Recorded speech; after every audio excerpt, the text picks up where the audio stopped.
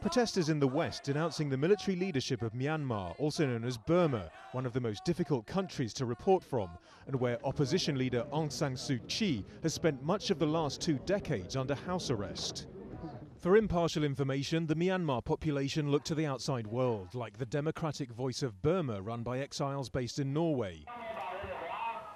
Now one source in their own language could be under threat. The BBC World Service has reportedly been warned by Britain's Foreign Ministry, which funds it, that its budget could be cut by a quarter next year. A diplomatic source told the Guardian newspaper the Burma office is up for grabs. It's a question of costs. It's very expensive and has relatively few listeners. The human rights argument does not hold much sway with the new Foreign Office.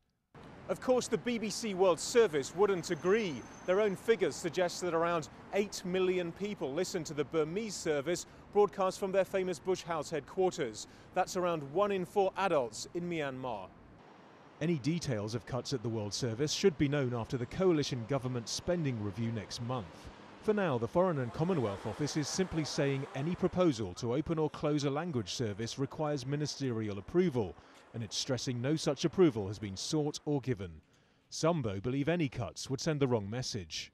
The BBC, the World Service, the Burmese service is a vital source of information, of independent, objective news that the people within Burma rely upon, and Aung San Suu Kyi herself relies upon it.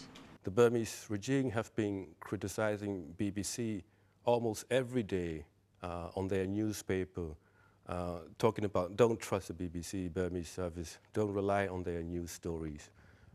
They've been making the propaganda against the BBC, and if the British government cut the BBC, Burmese service, I think that will go exactly in the hand of the Burmese government. While the World Service highlights its editorial independence, its reliance on government money means that job cuts here, like elsewhere in the public sector, could be inevitable, with each language service fighting its own corner. Nadim Baba, Al Jazeera, London.